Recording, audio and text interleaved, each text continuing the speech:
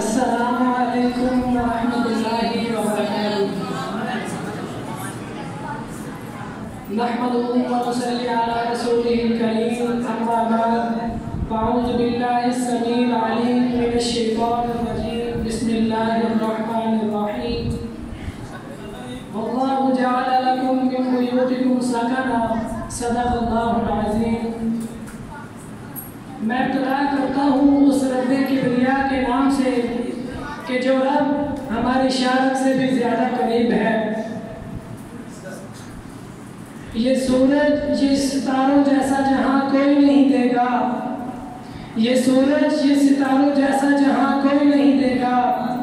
زمین چھن گئی تو تمہیں امان کوئی نہیں دے گا،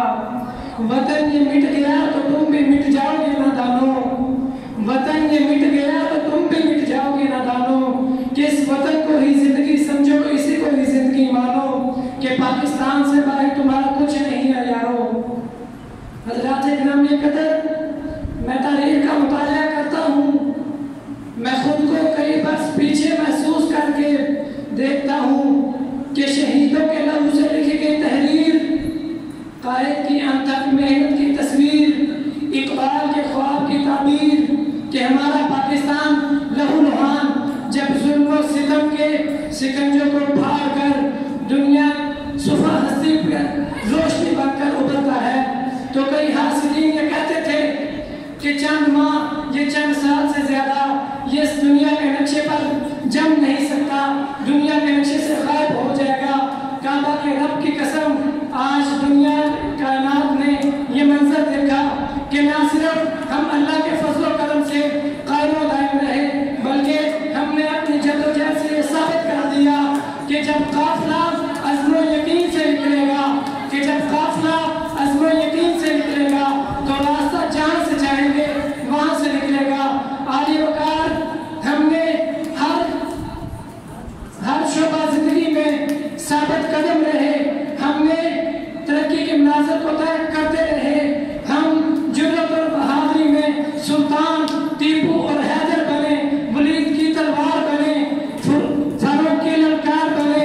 ہم شہری میں شیرازی بنے، نغمہ بینی میں فردوسی بنے، ہم عقل بنے تو شاہ لطیف، ہم کرکٹ میں نظام میں عمران خان بنے، ہم تعلیم کے میدان میں سر سید احمد خان بنے، ہم ایٹمی طاقت کے میدان میں سمر مبارک اور ڈاکٹر عبدالقدیر خان بنے، اور جب بات ملک کی حفاظت اور سالمیت کی آتی ہے تو ہم میجر عزیز بٹی اور میجر طفیل بنے، ہم انسانیت کی خدمت کے لیے عبدالستار عیدی بنے، ہم انسانیت کی خدمت کے لیے عبدالستار عیدی بنے، ہم اپنوں کے لیے مہربان بنے، ہم دشمنوں کے لیے للکار بنے۔ حضرات، 1965 کی جنگ میں